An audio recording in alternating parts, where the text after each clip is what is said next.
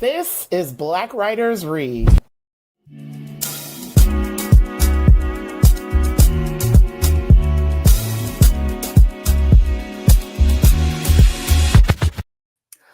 Good afternoon, everyone. Thank you so much for joining us for episode 10.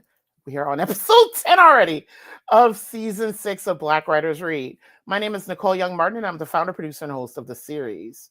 Sometimes social media can be tricky, and sometimes it can be a blessing.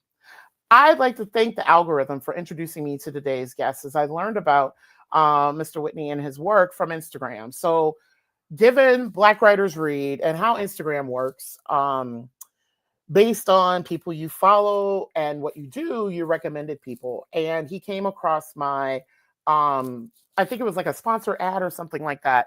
And it was the cover of his book. And I was like, wait a minute, this sounds really interesting based on the title. I researched him, and not only due to being an emerging author, which I love supporting, also being an author who is writing on grief and loss because I have a personal connection to it. He's also a Black male writer writing on grief and loss. And that really drew me to invite him on. So, of course, I hit in the DMs, and we've been working on booking this interview for a couple of months. I'm really excited to have him on. So let's go ahead and get today's conversation started. Black Writers Read showcases, celebrates, and honors the words, work, and traditions of Black writers from across the country, across genres, across experiences, and across the African diaspora. Black Writers Read is a behind-the-scenes conversation into the craft and what it means to create as a Black author in today's society. Since starting the series during Juneteenth of 2020, I've hosted almost 100 authors representing over 15 genres from 6 countries and 26 states. The platform includes the live broadcast, which many of you are joining from today, the audio podcast, book clubs, and curriculum integration assistance. Find us online at blackwritersread.com. Today, we welcome Mr. Michael D. Whitney.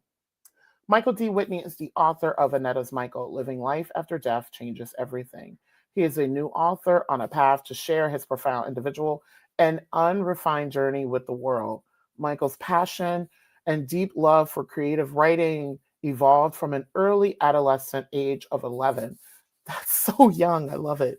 Writing poetry and short stories, not knowing that his captivation by the power of words would one day be told with such vivid detail based on tragedy. Sustaining his own motivation, Michael's goal is to inspire and encourage the positive outlook on various challenges that individuals encounter throughout their lives. In his debut memoir, Annetta's Michael, Living Life After Death Changes Everything, it is a true testimony to survival, faith, and the power of resilience. When not writing, Michael, who is a Louisville, Kentucky native, and the youngest of 7, enjoys fishing and cooking. Please follow him on Instagram at BookBrother, which is BookBrutha. Throughout our time together, I will be sharing links to find him online and also to purchase his book. For those who are new to Black Writers Read, here's the format. Michael will come on and read excerpts from his book, and then we'll chat. I will monitor the comments and see if folks have questions, kudos, comments, celebrations for today's author. I will find either an appropriate place to insert them during our conversation, or I'll hold them at the end. We have people joining us from Facebook and YouTube, so please feel free to include your comments, questions, kudos, congratulations in the comment section of the platform you are joining us from today. I'd now like to welcome Mr. Michael D. Whitney to the virtual stage. Hello. Good afternoon. Hello, everyone. Hi, Nicole. How are you? I'm good. Thank you so much, Michael, for being here. I'm so excited to chat with you today. Likewise, I'm thankful and grateful to be here. So thank you. Yeah. So I'm going to go ahead and turn it over to you to read, and I will be back to chat. So happy reading. Sounds good. So I'm gonna start out with a synopsis of my book. Annetta's Michael is a deeply personal and raw journey. Born from Michael D. Whitney's unshakable faith and struggle to find meaning amidst unimaginable loss. With his soul laid bare, Michael shares the heartache and devastation of losing his mother and 3 siblings, all murdered, ripping his world apart. Through vivid detail, Michael recounts the emotional turmoil and inner battles that followed these tragedies, exposing the strain that tore at the fabric of his most cherished relationships, family. Love, once powerful and certain, became laced with resentment and grief. The profound cause of this phenomenon between him and his remaining siblings only deepened the wounds, as unresolved pain and desperate need for understanding clashed beneath the surface. Yet, amid his suffering, Michael's unwavering devotion to God became his anchor. His journey through treacherous is marked by a fierce determination to trust in God's greatness and power, holding on to faith and his hope, his only lifeline in a society filled with uncertainty. Annetta's Michael was a testimony to survival, faith, and the power of resilience when death changes everything. So I'm going to start reading from chapter 14 of my book. And I chose that book because it's called Dawn of a New Day. I chose that particular segment to read because it's the start of my a new journey. And I didn't want to give the rest of the book away. So chapter 14, and this is my book. And that is Michael, Living Life After Death Changes Everything. Chapter 14, Dawn of a New Day. I noticed through the years the effort from our family to reach out to one another, but it seemed there were major issues that had developed during their childhood. I knew the Lord could put this family back into perspective. I just didn't know when it would happen. I tried to understand our differences because we all had continued to hurt inside. We continue healing in various ways, and yet we still cope with the mental pain we have experienced.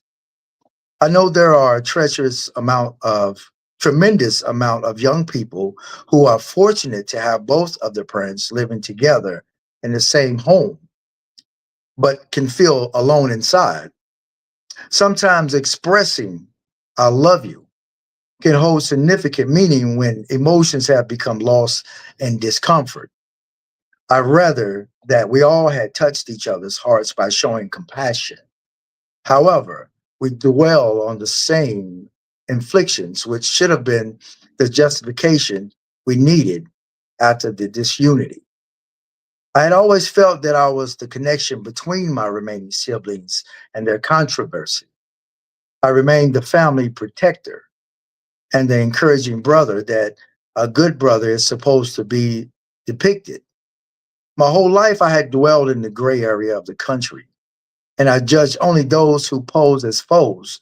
But some people might ask if I had any true friends, and my answer is yes. Not at all. I had never passed judgment to anyone who trespassed against me. But sometimes I felt the need to let out steam discreetly because of how the world capitalizes on those who lack power.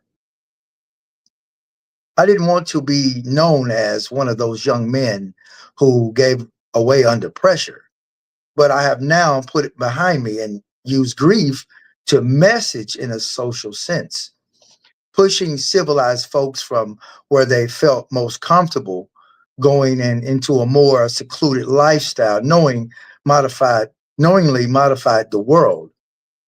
Most of us wonder why our elders stopped showing moral examples of teaching. And it's because they believe that learning should be a natural part of education in their homes. My life was like a roller coaster on the regular with ups and downs. But that was what life was all about. An associate of my family told me that everyone needs someone to lean on. And he insinuated it was very sad that instead of my family coming to my rescue, I relied on learning from what I experienced daily. It was the truth. But I learned you can make someone love you. You can't make someone love you if that wasn't what they wanted to do. I won't say I would never again need someone like before because I'm sure that I will. And as I got older, I learned to appreciate the things I had. My life resembled a poem. I once read about a person who sees two pair of footprints in the sand, one of which belonged to God. It was during a long time in my life, and I was struggling to stick out my chest. I looked back on my life and I knew that I was receiving blessings. But the bad thing about it was I should have seen it long before I was aware. On the journey to succeed, I could only assume the resemblance of my genetic qualities. But in the back of my mind, I was fighting to maintain the aspects of my character. The closeness to random, intimate experience of my past relationships, as well as the support from my inquisitive sisters, had taught me to control the conditions of a man with sensitivity and to practice tolerating the experiences that tested my endurance.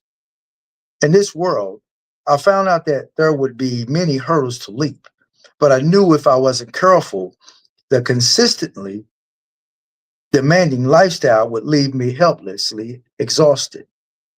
I fought for what the world was requiring because the economy was taking a toll on my life. I never had much to talk about because I couldn't help to think about the life I was headed toward, where the world I was constructing, where the world I was constructing was my own. I inspired myself by pretending that I wore a symbol that justified how super I was and how I needed to put that into perspective. I knew the existence of social was in their nature to seek the advantages of pandemonium. Also, the ancestries of offenders who affected not only the intelligence of our youth, but also how they were failing in their performance to reform a union. My life had changed for the better. Nevertheless, the minor challenges in my life had to be restored before I could move any further. We all faced the uncertainties of poverty, but I knew I had to take the first step forward because of my situation. Throughout my resilient life, I learned to handle the pressure of the world in a way that felt right for me.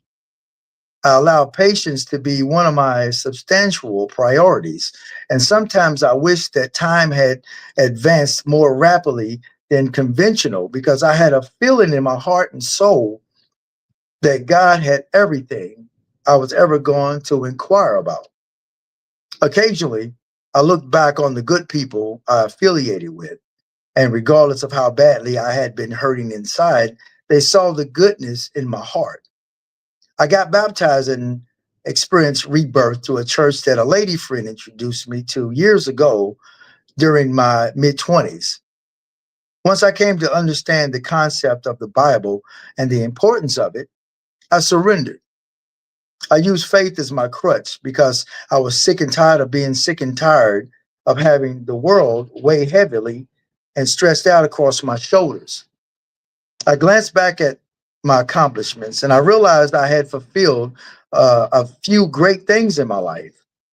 I've always kept, excuse me, I've always kept my mindset for many goals and my nights to be full of continuous dreams.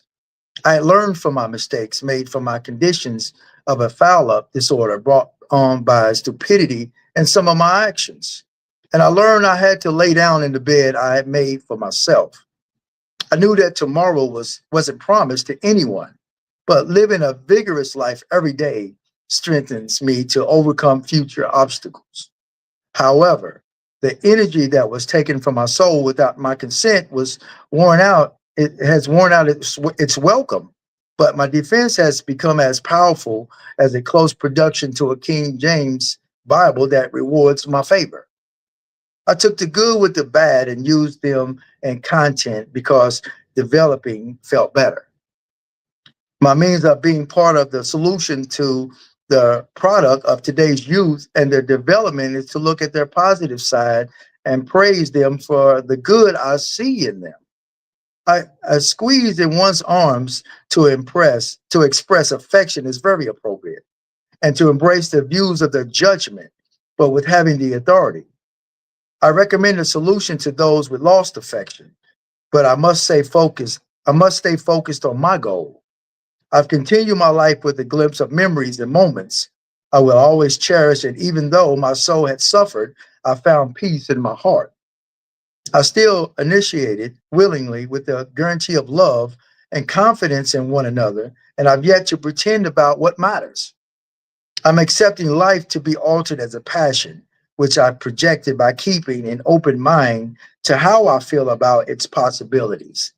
I've been trying to separate the differences between someone entirely unaccustomed from those who seem only unusual. I've been far too long an observer of many of the consequences, and still I hold only myself accountable. My strongest emotions have clenched, and with every fibrous tissue, I nurtured my essence mostly through the words of my Bible. It's unfair if I judge by mistakes that anyone could assemble, because it would be an attempt to cover my own posterity. I have no reason to remind myself that tomorrow assures me of a new day, and I don't take what is valued for granted. I utilize the negativity, and I examine the retaining thoughts from bygones. I still think of how important it is that family obtains the identities of Satan, and to know how to rebuke the unwanted spirits which I'm no longer afraid of. I've been standing strong on my own 2 feet, and occasionally I shed sadness from the aspects of my personality. It is necessary that if I must, and by option, substitute the tenderness that appears like love and hate. I realize there are family members, and then you have just a plain family, but I won't lose focus on the selfishness and give away what the Lord has in store for my good deeds. I've spent most of my life saying whatever I was that I was on my mind, and I could admit that sometimes it seems as if I had a wide range of conditions that affected my moods, and sometimes I could get out of pocket. But I guess my bad days were outweighing my good ones. I began to fall behind in my life, but encouragement was always in the same place as I was, and close enough for me to be seen and heard. I've learned how to pray, and I've allowed God to intervene in my life rather than letting stressful times be out of the work, get the worst out of me. I smile with my chin raised during difficult times despite my environmental conditions due to an on the job incident. Through the years, I often kept myself busy by writing stories and creating music notations to acknowledge the emotions I was meant to feel. Sometimes I will lose myself in my thoughts on taking extra measures and prospering and trying to define the perfect, distinct words to what affection truly meant. If I spend a lot of time mulling over my new idea or the interesting ideas I had, I forget what meant the most, as if I was a person who has a mindset for only one idea. It wears me out from time to time, and it definitely closes me off to a lot of learning opportunities. But I don't mind being an obsessive thinker, because I will always believe a person has good qualities when they have a little precision and correct values in their everyday routine. Maybe my days have been exceptional, and my eyesight has revealed my age along with the process of my change. My bones have an occasional ache that requires medical attention, and I have lost the hair on my head, which I felt dapper. I've been treading on the path of accepting differences with an open mind, because I have found the attention I desire, and every day it seems to align with what you have been thinking this whole time. The strength of my family's black sheep has seemed as powerful as you can imagine. Each of our families will have this story to tell to the next generation, but one of the actual gifts from the heavens will be to live long enough to tell it as it is. And for those who neglect to perceive the obligations of your mother, I suggest you always keep in mind that you only get one. Thank you. Sorry, I needed to take a minute because I was just like, this is so well written. And this is just only one chapter of the book. I Yeah. love within just one chapter, not only, and this is why I love Black male writers, because, Uh-huh. and my apologies if I'm all over the place, but like, No. Oh, please. yeah, so y'all do the opposite of what mainstream media expects of you, like not being vulnerable, not being self-reflective, not being accountable and all these things. And it's Yeah. like, and the Yeah. integrity. And you get all of that in just this one chapter. And I'm just like I'm Yeah. just sitting here listening and I'm like, Well, you have to, as a male, as a man, we have to, what we have as a man, we lost touch of ourselves. Some of us never will have that intellect to reach out to themselves. You have to know who you are in order to express yourself, express love. And in order to love someone, you have to love yourself. So how could you love yourself if you don't know who you are completely? yeah. Wow. So this is going to be an amazing. I knew it was going to be an amazing conversation, but this is going to Yeah. be even more rich than what I can imagine. Yeah. So I want to start off today by asking, what is the origin story of Annetta's Michael living life after death changes everything? And thanks for sharing the synopsis, which, by the way, Mhm. folks, myself and my associate producer Candace De Leon, we do a lot of research on our guest. And yes, like I knew some of these facts, but actually hearing them spoken from you, like the number of people who died and who were murdered, I was like it hits differently. So Yeah. Yeah. yeah. Yeah. So So this is a, yeah. a, a well needed conversation, not just amongst young men or older men or young women, but all of us, Mhm. because trauma is real, and it affects our lives in ways that we really don't understand. And we just have to stand outside the box. And sometimes it takes other, people to give us their opinions, good and bad, and we have to take that into consideration. And a lot of us don't want to hear that because of their hiding what they have bottled inside of us. So my story started for me when I was 14 years old. When I was 11, as you stated earlier, that's when I realized that I could write poetry in a rhetorical way. That I was a writer, and this is something that I didn't know anything about. I knew that looking back, that this is something that I had. Um, okay, so this is where I need everyone to use their imagination. Um, so imagine waking up one morning, getting prepared for summer school. I was a normal kid, the youngest of seven. Um, my mother was a loving mother, um, just a normal family. There were three boys and four girls, and my brother and I was the last two in the house.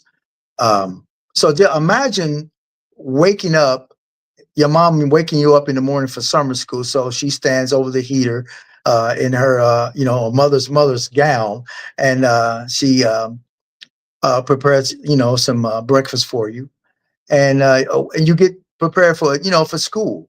And so imagine kissing her and telling her that you love her, and you'll both exchange affection. And she says, "I'll see you when you get home from school." And so I left out, and imagine walking 2 blocks to a bus stop where you have to catch a city bus to another school, where a school bus picks you up to take summer school. Um, I was very intelligent. So summer school was I wanted to do summer school. It was an activity, kept me occupied. Just like I said, just a normal kid, 14 years old, 2 months before my 15th birthday. And so I missed that bus. I saw that bus go past me. So now imagine you have to walk all the way back and tell your mother, hey, I missed the bus. And so in my book, I stated that Lenny was my mom's boyfriend, actually stepdad, to make it look um, more household, which is two of my sisters' dad. And so she suggested that I wake him to take me to summer school. Now imagine you're waiting, you're getting dressed, he takes you to school. And so while you're at school, an hour and a half, maybe up to 2 hours pass. Okay, imagine that your teacher is standing in the door with three uh, gentlemen from the police department, and they're looking at you. So then imagine the teacher walks over. She says, "Hey, Michael, I'm gonna use me." She said, "Hey, Michael," because it's an actual story, and she says, "Hey, Michael, these officers want to talk with you, and I think you should go with them, and they have something that they need to really tell you." And so you guys could go across the hall. So now imagine you're sitting in front of these officers. You had an officer in a plain outfit, he was a detective, suit and coat, a beat police officer in uniform, and then there was a priest. So what's going through my mind is what's going on, what's happening. Am I in trouble? So all these things are going through your mind as a kid because you're to your recollection, you're not even developed. So you all over the place. And so I was nervous, I was scared. And so the detective sat in front of me and he said, Michael, there's something I want to tell you. If you need a shoulder, um, you can use mine. And so now imagine sitting there and now you're really wondering what's going on. So then imagine the detective says, Michael, do you know Lenny? Um, and I stated yes, yeah, I know Lenny. And he said Lenny had killed himself. So what went through my mind was my brother, which he was 20 years old. He was in and out of the house when he wanted to. He was kicked out of school. He had a learning disability um, that wasn't addressed. And so, and you're living in a household with, with a man that's man of the house and with a 20-year-old that has no job. So I didn't understand until I got older that a man is not going to be in a house with a grown son with a woman that and she has a son that's not his and not handling his responsibilities because a man is going to be a man in his home. And so my brother was 20, didn't have a job. Um, he was kicked out of school. Uh, but he could play every instrument like Prince, play every instrument and couldn't read a note. And I loved my brother. And so then it went through my mind. I said, "Where's my mother?" And he says that Benny's killed your mother and your brother right before he killed himself. So, I shedded a tear because I was still in shock. I'm 14 years old. What's going through my mind is, oh my God, what's going to happen to my life? This can't be true, and it happens.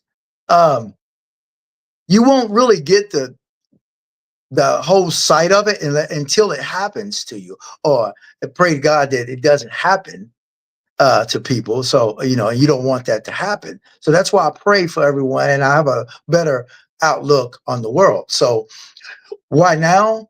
To clarify my purpose, I never planned to write this book. I never wanted to revisit the past, the pain that almost broke me. But trauma doesn't ask for permission. It just crashes through the doors of your life, leaving you to pick up the pieces in the dark. For a long time, I thought silence was strength. That if I didn't talk about it, maybe it would fade away. But pain buried alive doesn't die; it grows roots.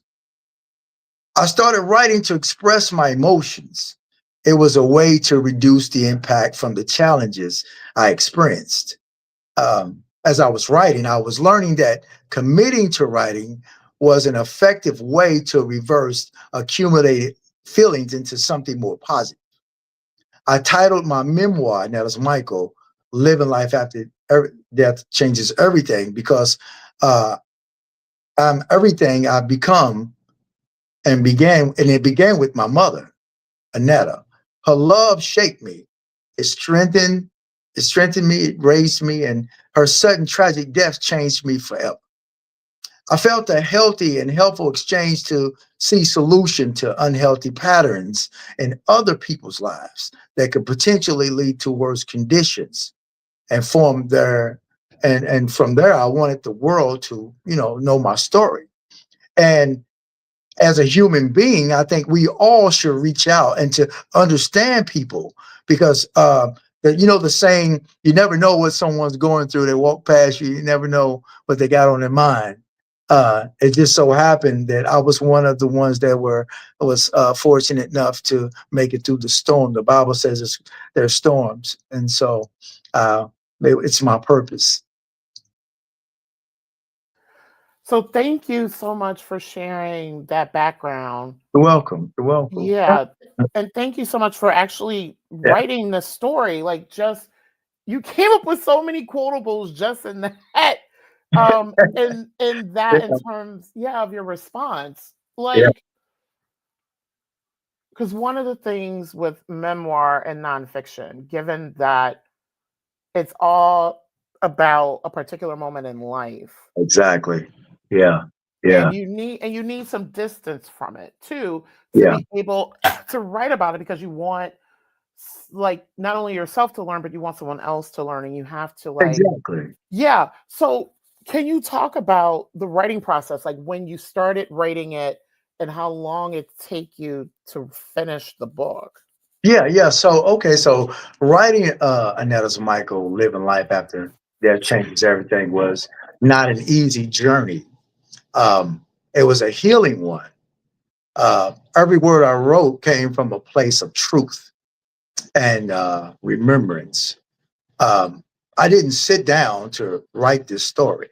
I sat down to release what had been trapped inside of me, inside of my soul for many years. The process started with grief. I revisit memories, some beautiful, some unbearable.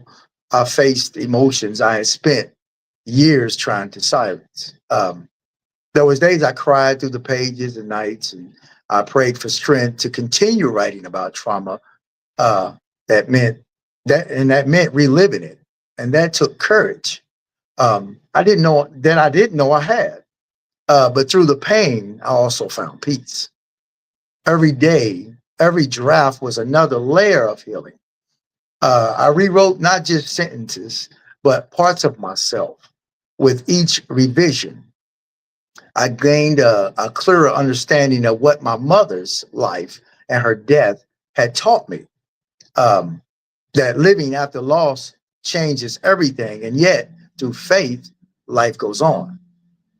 So therefore, from there, I heard a booksmith who told me that I had the events of my story all over the place. So I went back to work. I proofread, rewriting, reshaping um, my story over and over again. It was a moment I became overwhelmed that I stopped writing to get all together for more than a year until my niece encouraged me to continue to move forward. And as I did, I made sure to change the identities and identifying details. Then, by divine alignment, I was introduced to a professional publishing company in Los Angeles. And from that moment on, the rest was history. And this all occurred after 4 years. Nice. Yeah, yeah, Yeah. And because I send the questions beforehand, yeah, but the conversation, of course, kind of like takes us in a different route. yeah, yeah, So you've written all these drafts and you were connected with an actual publisher. Did you yeah. have an editor sit down with you and be like, okay, revisit this story, flesh out this story, maybe add the story? Can you talk about how you actually came up with the final stories that Okay. were Well, in the book? Yeah. yes. So, like I say, I revisited. I had to add detail in the book. Mhm. Like I said, the booksmith says, "Hey, Mike, you have the arm here where the leg should be, the head where the foot should be." And so I went over it and over this book, and so I cut and pasted pieces of it to where it aligned.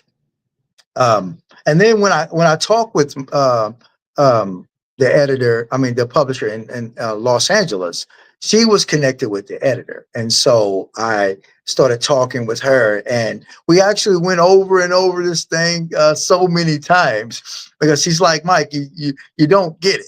You don't get it. So as a new author, it's pretty tough. Like this is a tough the right books is it's a tough world to learn, and I'm still learning, and I'm sure people have wrote many books. I'm sure that they're still learning as well. So it's always room to learn more at that. And so we finally got it, and she says, "Hey, Michael, let me." Um, I didn't know really too much about putting the emphasis on the words and stuff like that. So, that's what she helped me with, putting the emphasis, because, uh, and part of,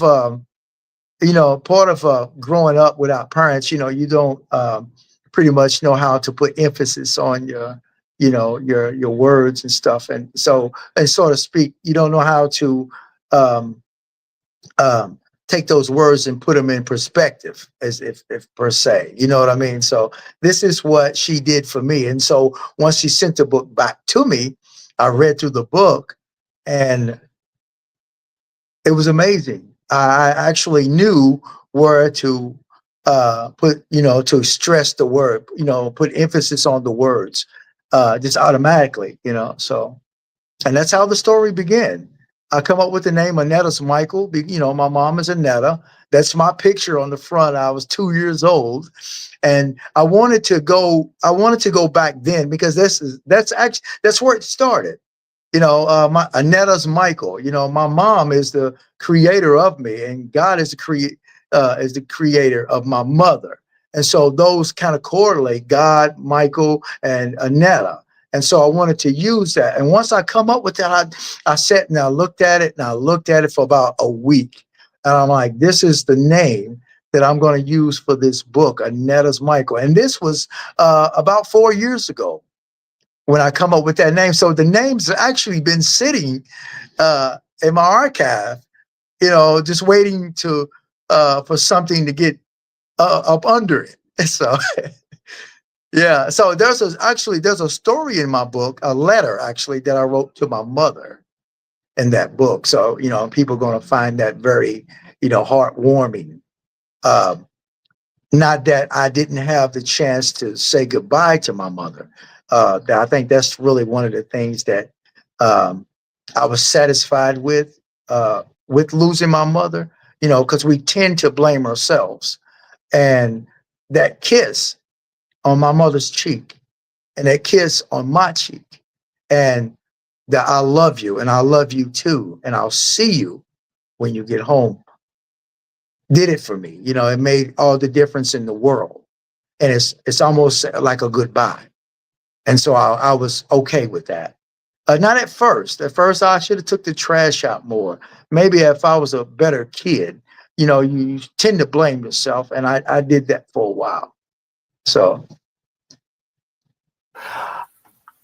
This is a new question that I'm going to ask before I get into my next one. So, okay.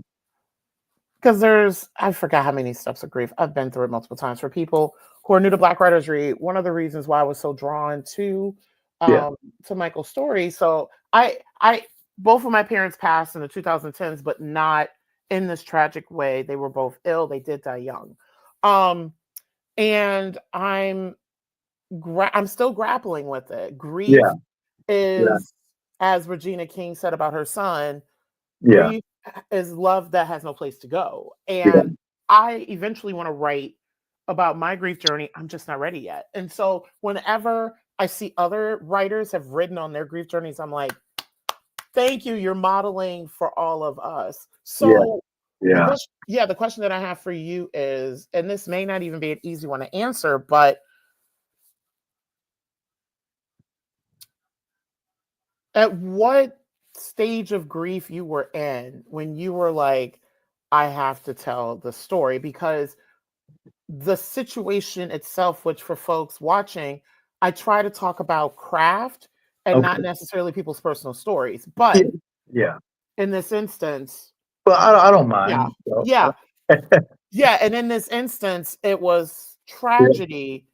Well, death is tragedy, but Yeah. murder and murder suicide is something, it's a Yeah. completely different layer. Yeah. So, and you lost multiple people. So the grief journey it adds a little bit more trauma, and on top of it, being Hmm. that Black men are taught, like you mentioned, you have to be silent and all these things, but if you bottle it up, it's going to come out in some other form. So I'm curious, could you say right now where you were in your grief journey when you were like, I have to write this story?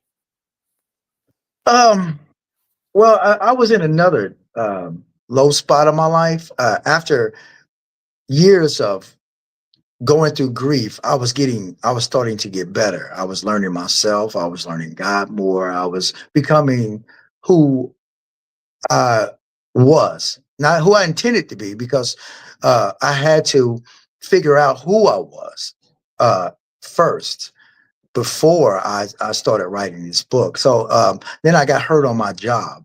And so I had to learn to walk again. I could walk, but it was difficult. And then things started happening in my life. I started to lose a lot of my assets because of legal issues with my job that I had to, attend to, as far as, you know, legal things. And so I started losing everything, my assets. I was losing my self-respect. And so I was low there. And so I sat down at the table. And this is the moment that I started writing. I was writing my emotions, my feelings, and it was therapy for me, Nicole. I wanted to lose I wanted to put all this behind me, but I wanted to uh, get my feelings out there. And I was really venting to myself, especially when you really don't have anyone to vent to. And I know there's a lot of us that don't have anyone that they can vent to because society, the society does us bad. They feed and they eat off of people's anguish and run with it and make a mockery out of it. So we tend to try to hide it, you know. And I suggest that we all just come out and if there's any problems, just let each of us know. That's how we tend to build unity again. It's a solution method that I'm after. Um, and so I'm a motivational speaker now. I speak to at-risk youth, um, and to assure them that believing in themselves and trusting God, that there's light at the end of the storm. Um, and so my those are my challenges of my life. After my book was done, I knew that this was my purpose. Uh, the source of my material I used to write Annetta's Michael, Living Life After Death Changes Everything, was that I exchanged views and had general discussions with family members about our history. But I discussed it and had small talk with them throughout the years, which was based off intensity, which wasn't based off of intensity. I'm sorry, for the record, mainly about periods of happiness that my siblings and I experienced while in the presence of one another. However, in some situations, I explained in my book, I researched the source in chapter 8, which is called A Crime of Passion, to better understand its significance because of the specific legal requirements by that event. And so I took that into consideration. All this was entities. These were I had the conversation about this over here, and I had about me. I had about God. I had about some things about how to deal with trauma. So I took all that in consideration, and it became an emotional time. Uh, and and so I prayed about it. I allowed God to intervene. And when I wrote this book, I looked up and I had pages that thick. I had a book, and so I started adding more detail in it after some time, and it became Annetta's Michael, Living Life After Death Changes Everything. And I think that's an impactful. I thought that was an impactful title, Living Life After Death Changes Everything, because that's the part of it. It's not how what you get hit with, is how you bounce back from it. Yeah, thank you for that. You're welcome. So, You're welcome. Yeah, the next question I have for you, and this Mhm. is something too that not only shows up in your book, but it Um, also shows up on social media. So, okay. yeah, God has a very pivotal role in your life. Yes, he does. Yes, he does. Yes. How Yes, does he your does. relationship, yeah, how does your relationship with God inform your writing? Okay, my relationship, Nicole, with God is the foundation of everything I write. Okay, especially in Annetta's Michael, Hmm. because it comes directly from my heart. Faith has carried me through seasons of heartbreak and loss that once felt unbearable, and it continues to shape how I see the world, love others, and make meaning from pain. Writing this memoir was not simply a creative act, it was a spiritual one. Through every page, I sought God's presence in silence of grief. Okay. His strength in my is in my weakness and in his purpose in my survival. The words became a form of prayer, okay, a way to wrestle with questions of suffering, love, and eternity. And sharing my story, I'm always sharing the grace that met me in the darkness of my in dark hours, the quiet assurance that death doesn't have the final word. My faith became not just a belief, but a lifeline. You know what I mean? It's what allows me to write honestly about loss and allow me to be clear. I'm nowhere near to let me be clear. I'm nowhere near holier than thou. You know, I'm anywhere close to perfect. I stumble, I question, I fall short often, but even in my imperfections, God meets me with patience and grace, and that is says it all alone. You know what I mean? So I have very good faith in God, and He's real. He's there, and I wish I could explain it more to people who ask me, Mike. I never. Um, you don't wear it. You don't wear what you've been through. You don't look like what you've been through. And and they tell me their story and how they would probably crack up if they were in my situation. Well, I had to explain to them that God is good. God is real, and the only way, because could have went Nicole, I could have went any direction. Um, with a little therapy as a kid. Um, but I could have lost my mind.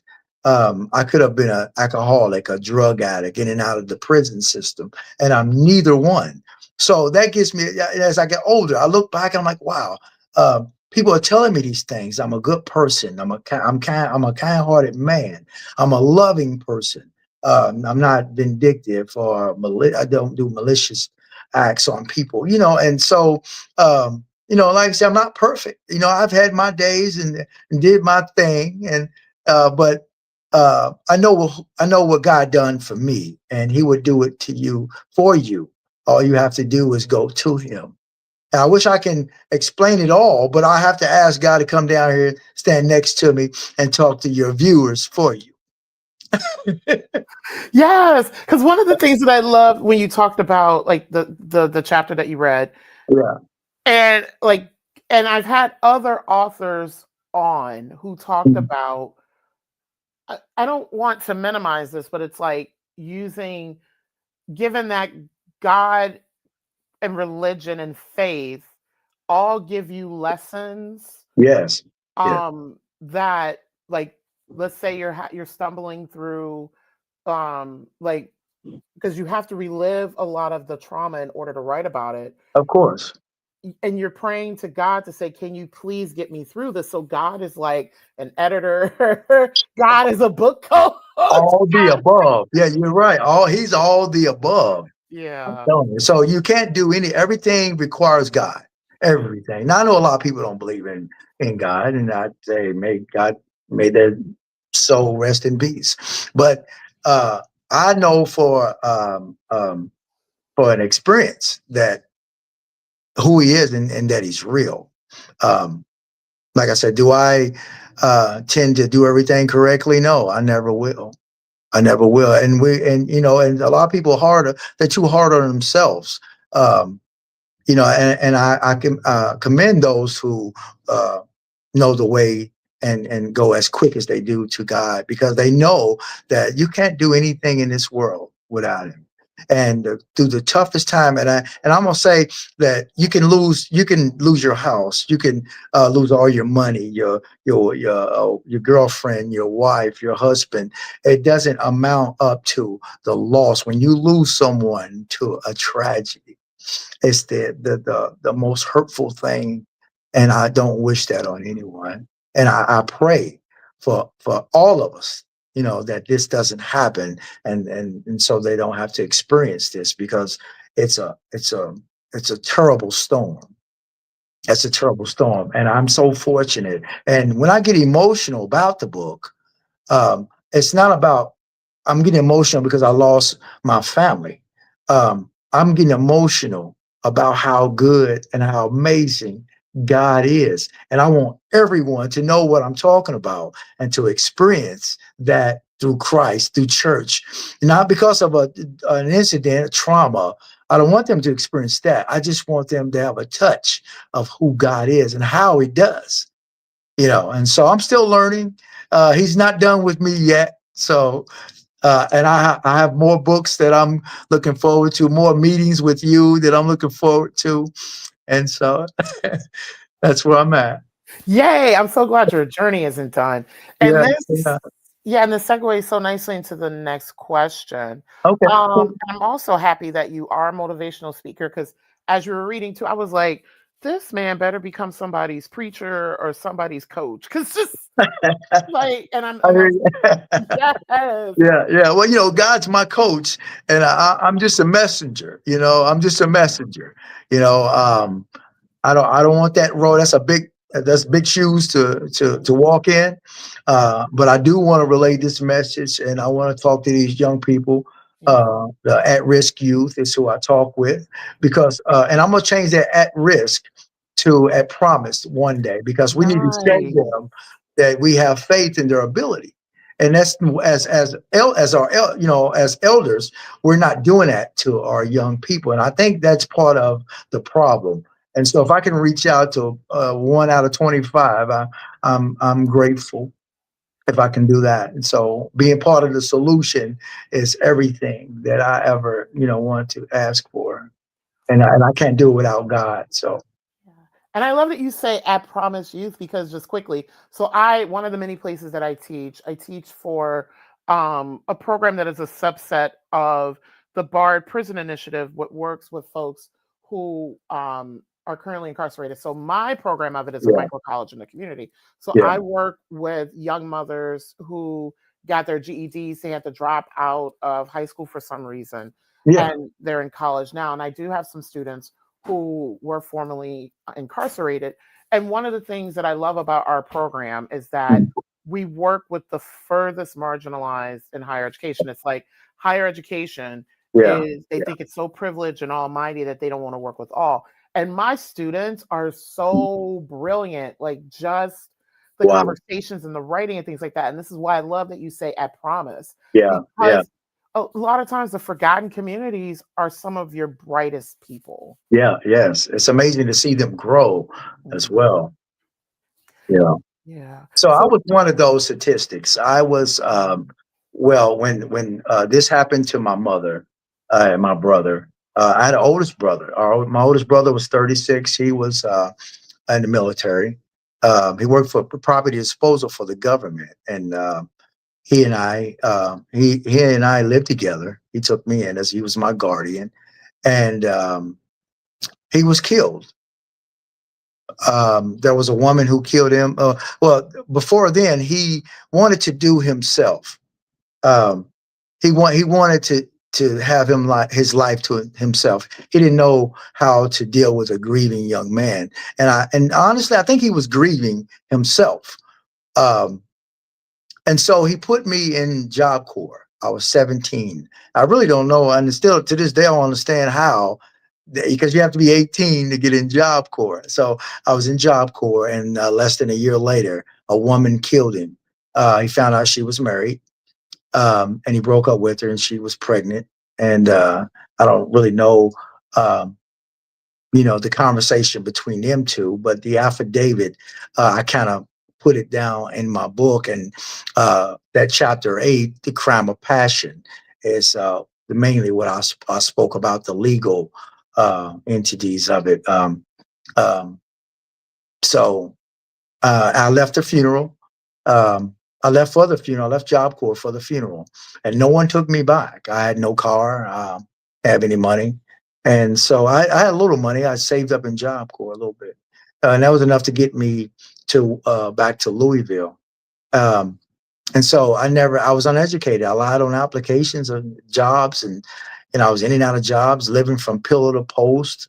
I had other siblings, and every now and then I would, kind of squat on their couch and stuff like that. But for the main part, I was a young man who also needed just a little privacy. Now I know I needed room and board more than anything, but I had friends that were 21, that had their own place, or if they were living with their mother in a basement, and I needed to be around some other people at my age, and so learning how to be a young man, a young adult. I never at 14 it stopped, and so from 14 I didn't know how to be an 18-year-old. I didn't know how to do those things, and so as years passed.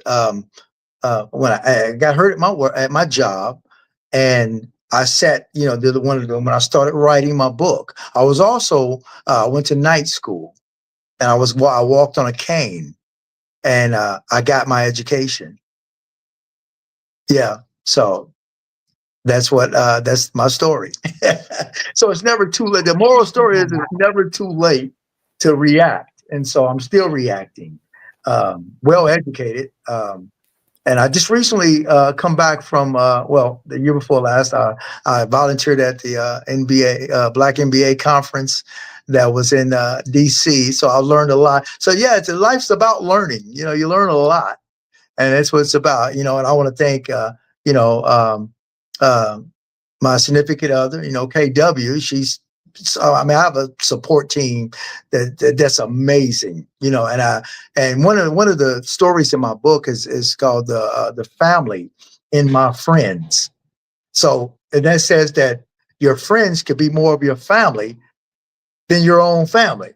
You know what I mean? So we're in a better place now. My siblings and I, we're in a better place. And so, like I said, I've been that rock, and I just had to embed that point across, that who I was, who I am, and why I am. Then they didn't agree with it at first, and so I had to embed them to understand who I am.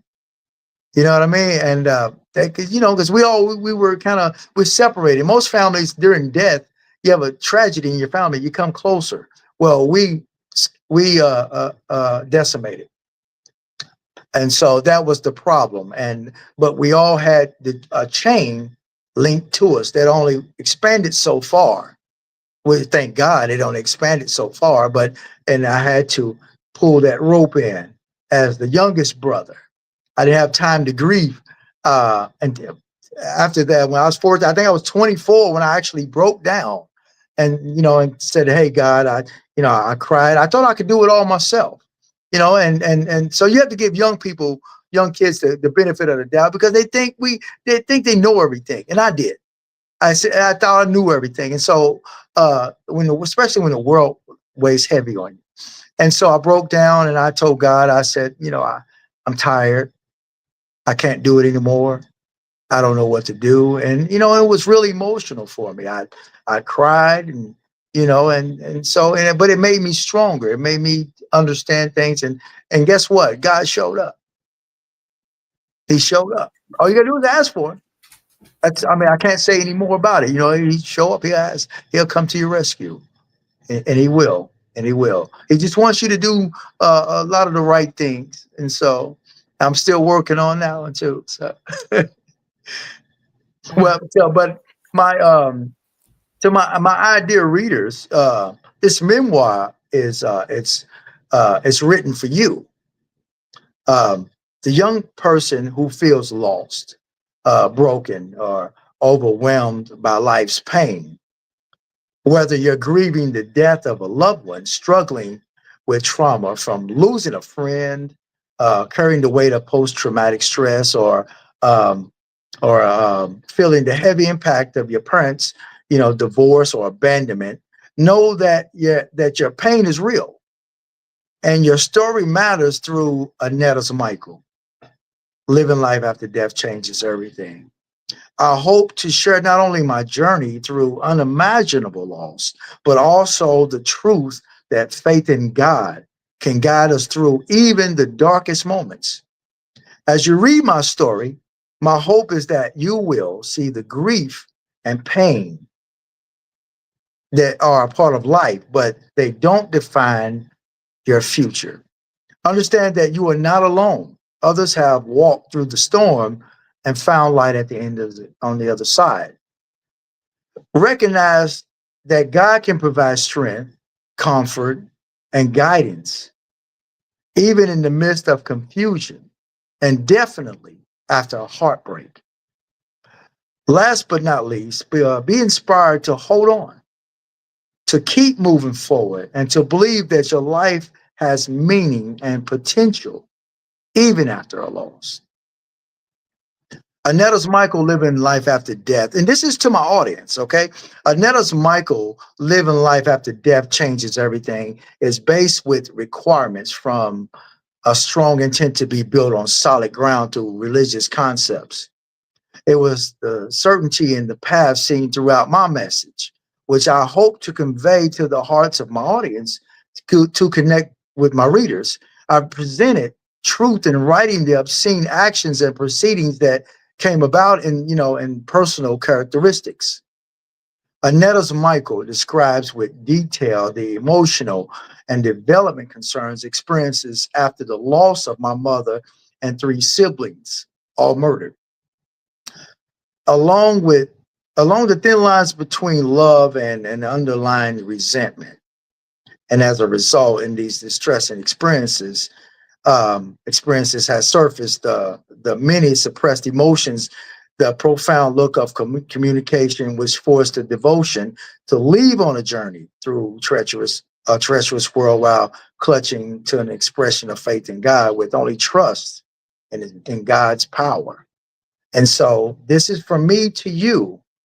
Um, I don't have much in life to give, but I do have this to give, and I wanted everyone, and I hope they enjoy my book because it's enjoyable as well as a sad one. It makes you laugh as well as cry, and so these are the things that I wanted to share. I give you me. I give the world me. So Yeah, thank you. And can you state the full title of your book again for my book folks? is it's called Annetta's Michael, Living Life After Death Changes Everything. Cool. Thank you. So I just have a couple more questions for you. Sure. Yeah, prior to having our guests on Black Writers Read, we Mhm. ask each of them why they write. And here's an excerpt of what you offered. Okay. To be an author at this time means to speak truth in an age of noise, to offer something real, something human. We live in a world that often hides from pain, yet pain is where I found my faith. Through writing, I transform suffering into testimony, a living record of survival, faith, and redemption. My testimony is not just words on a page, it's the sound of my soul refusing to be silent. It is proof that from the ashes of loss, a voice can still rise and speak life. My Yeah. story isn't just about tragedy, it's about endurance, faith, and the resilience that can rise from the ruins of despair. It is important for me to share my work because my survival isn't just my own. It's a message for anyone who's ever questioned why they're still here after everything they've lost. My memoir stands as proof Yeah. that God's grace is not the absence of pain, but the presence and purpose within it. So, what did you learn about yourself through writing? And then, how does sharing your writing with the world help you grow as an author? Well, like I said, I took all of that in. Having pain makes you stronger regardless. It depends on how you react to it. Some of us are not as strong as others. Um, and I had to find a place where I could think to myself. Um, I had to find a place to where I knew I could rely on me. And so when I found that place, um, I was able to, get stronger. And once I got stronger, I was able to come out into society, into a world with strength. Because of the things that we're not born with, we're taught these things. And so I think that's one of my biggest strengths of writing my book. So I wrote some things here. This was a message to my young people, Nicole, if I may. I urge you to pray for developing clarity of mind and focus on the security in God's promise. I challenge you to set realistic goals and to embrace setbacks as learning. I dare you to believe that anything is possible through God, and I signify a strong conviction that you will achieve great things. Make healthy decisions as a young adult. Additionally, and crucial to the importance of it, especially when you're acting on impulse, have free will, because free will is the power to decide what you would do in certain situations. However, there's consequences in your choices, and it will be up to you to definitely make that judgment. And I wanted to share that with my my youth out there, um, to let them know that we still care and we're here for them. Uh, all they have to do is apply themselves with mannerism, with great mannerism, respect, and they will get the world back in return. So Thank you for that. And then, you're Mr. welcome. Yeah. And then, Mr. Whitney, what is next for you, and how can the Black Writers Read community support you on this journey? Well, come to some of the meetings, my motivational speaking, hire me. I am for hire. Um, and some nonprofit organizations, I'm there too without um, any funding or whatever. I'm for that. We have to live. I want to make a living, but nonprofit. It's okay. I would love to speak at the churches and some entities. I don't charge or anything for that, but because I love to speak to people. And this is something that I had trouble with as a youth, opening my mouth, and so now that I have this purpose, once my book was done, I figured. I found out that this was my purpose, and I heard this from praying, so that so you can help me by doing that, helping me get what my book is stating out to the world, out to the society, to help those who can't help themselves. Um, um, you have that saying, reach one, teach one. um, so let's reach out to our youth. Let's get them. And if you need me to assist on that, I'm available. Like I said, you can find me on Instagram.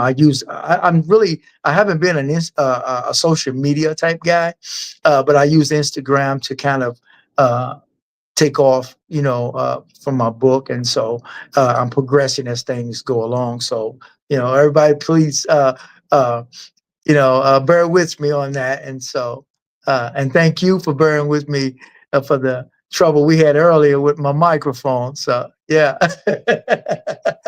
I'm But glad that Yeah, I'm glad that things worked out, because we were gonna try to like record this at a different time. And I was like, no, I want to do this live. And Michael wanted to do this live too. yes, So yes, yes. It's destiny. And so I'm grateful to be here, Nicole. And I hope that, your listeners and my readers and they all take heed to this and understand what this segment is about. yeah. And I want to say that, God bless you all, bless you. And let's keep doing what we do. You keep doing what you do. You're touching lives, and you're getting word out to the world what you do and what I helping me do what I do. And I want to say I appreciate that and thank you, my sister. You know, you're welcome. Mhm. Thank you so much. And just like, I just appreciate that, especially now hearing, because I was like, what do you mean you were a quiet child and shy? And I was like, what? What? Because you're just such a compelling speaker and storyteller. I wouldn't have imagined that. So thank you for becoming that person and telling your story. Yeah, I had no idea. Like I say, when once this happened in my life, when this happened, I was a quiet kid. My mind was all over the place. I was worried about what I was going to do in life. I miss my mother. I see people with their mother. It brings back now, and I'm sad again. And so my mouth is closed.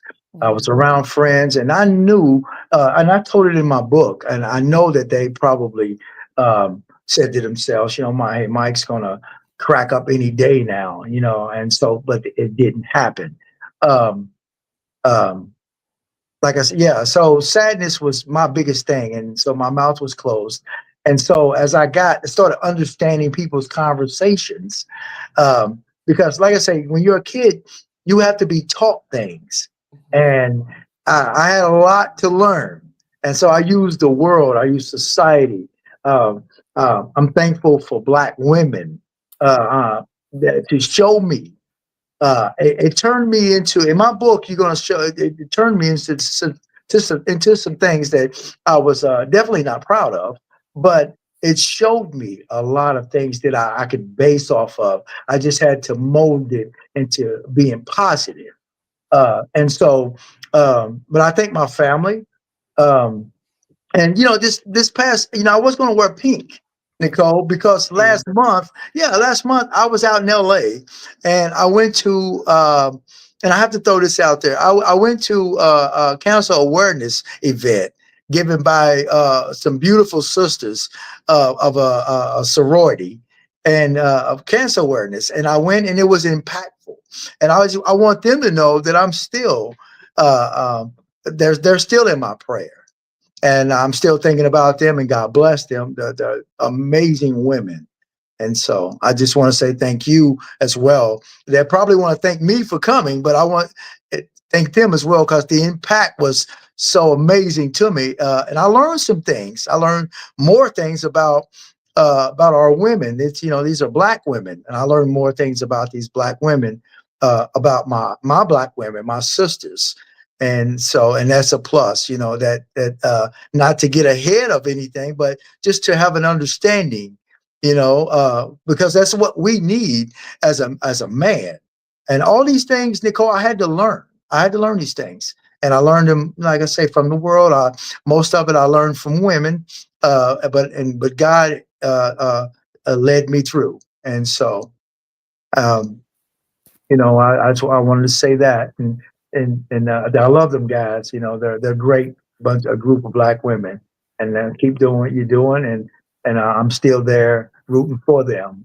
And like I said, cancer, Cancer Awareness Month is October. Okay, so it's just I was missing a button on my pink, and I said, "Oh man, a button came on." So, but I wanted to share that. I'm glad you allowed me to share that because I wanted them to really know that because uh, cancer doesn't just go away and come back during the month of October, and then you talk about it because some people are dealing with it all year round. You know what I mean? And God bless them. And I just want them to know that there's people out here like myself and you that are rooting for them and their cancer walks and their challenges in life with cancer. God bless them and just keep on pushing. Yeah, thanks for bringing it up. Which, by the way, women get your mammograms. I got my first one a couple of months ago. Please do. Early detection Yes, is so important. So thank yes, you, it is. yeah, for bringing Yes, that it up. is. You're welcome. You're welcome. Yeah. Hopefully, I try to touch every aspect. Yeah. I really don't. I don't want to get off the farm. I'm Yes. having a great time. I don't want to get off. This is an amazing experience for me. It's new, and I have a good team following behind me to root me on. And so That's it's awesome. amazing. Yeah, yeah. And we have to do this again. No, we do. When your next book comes out, be like, Yeah. Michael. Well, my next book I'm working on, you're not gonna believe this. So I went from trauma, right? So, but I wanted to get that out on, I needed to get that out. It's Mhm. been built up for years, and I wanted to get it out. And then so my motivation is to motivational speak. Okay, but yeah, yeah. So what I want to do is I'm working on this love novel. I wanted to show my adversity. This book is amazing. I'm on chapter 4. Okay, so I've been really busy, motivational speaking. I spoke at a school that burnt down in Altadena. Well, those kids are using another facility, and I spoke at the. I was blessed to speak with these kids, and you know what, Nicole, that challenge. I was speaking to ninth and 10th graders, and they were my age when this happened. And so you can imagine what was going through my mind speaking to these kids. I'm like, wow, I was their age. These kids don't have a clue about society, about the world. And I'm like, wow, this is an amazing thing for me because I get a chance to tell them. I don't remember or recall no one coming to my school saying, hey, this is what happened and having these talks. And, I can't remember that. But now that I see that, now I'm doing that. And I'm like, wow, it's amazing. And hopefully these kids take heed to it. And it's, I impacted a lot of kids. The amazing thing about it, what the kick I get out of it is watching the expression when I tell my story to these kids. It's like when you think you have it bad. Now I can look at the kids and these young adults and tell which ones are going through it because once I touch a subject, it gets really touchy for them. And this is something that they need to, it's an impact that they need to withhold. They need to get this impact to understand, to wake up, to open their eyes. But at the same time, I'm telling them, hey, it's okay. It's all right to cry. Get it out. Don't let it ball in you. Because you will explode. Get it out, and then you become something that what I'm doing. You're gonna tell your friend. You're gonna talk to your friend. You're gonna become advocates, and this is how unity of this in this world comes back because we're so distant in this world today. No one's loving one another. No one's respecting one another. They're malicious. They're taking from one another, and pretty soon they're going to they're going to try and go for your dignity, and that's where it's going to get really painful. And so, and like I say, we just have to pray for our youth, our world, everything in our lives. We have to pray about it because prayer works. Yes, it. I'm not gonna lie. Yes, it does. Prayer definitely works. Yes, yes. Well, you're doing amazing things. So I'm sure, Mhm. I can tell that I'm sure your viewers they know that you're blessed when you can have your own show and and smile at the same time, Thank you. Yeah, yeah, it's a blessing. You've been a blessing to me and I'm gonna continue passing on my blessing. Yes, please do. And Michael, it was such a blessing to meet you, to have you on, and thank you so much for writing. Yeah, you're welcome. You're well. Thank you for reading. Thank you for having me. And thank your viewers for being interested in what I had to say today, and hopefully it was fulfilling in a positive way. Um, but yeah, we'll do this again. Definitely. And just for folks who didn't get a chance to join us at the beginning, this is why social media is so beautiful because I found Michael via the algorithm. Like there, I think it was you were at a book signing or something, and the post came up on my Instagram feed, and I was like, who is this? Because every time Yeah. that's how I meet a lot of the authors I invite on. And I did some research on you, and then I DM'd you. I was like, I really want to have you on the podcast. Yeah. So I've my book was released March 26th of this year. And in May, I had my first book launch. Um, and then I had two book signings. I had one here at a church, and then I had one. I was blessed to have another one in Los Angeles, California. So I'm all over. I'm looking to expand uh, and go further with my motivational speaking. And I just want to thank you, Linda. She said that I was compelling her to write, and she's such a sweetheart too. So yeah. Yay. You got some really good shout outs and comments throughout the entire broadcast. Well, thank you all. Thank you all. God bless you too. Yeah.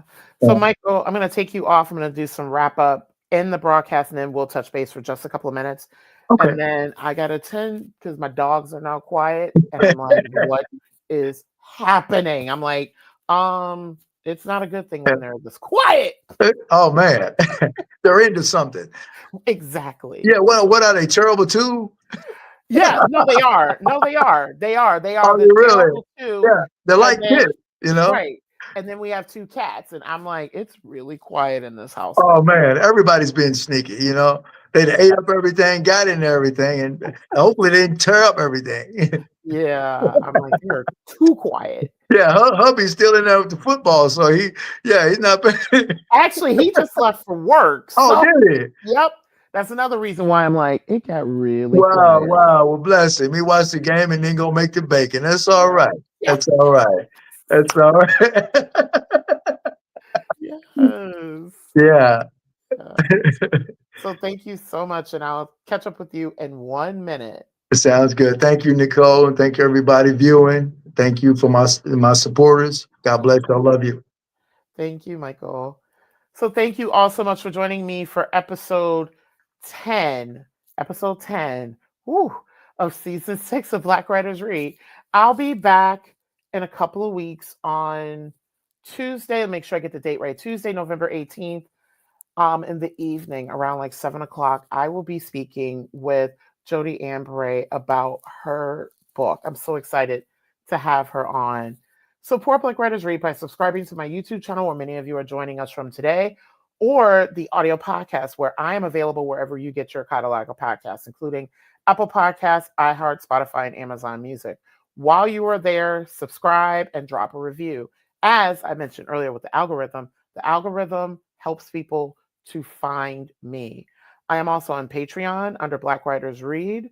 And also, many of the books featured here on this platform you can purchase, including Michael's book, you can purchase directly from our online bookshop, where proceeds benefit the author, independent booksellers, and Black Writers Read.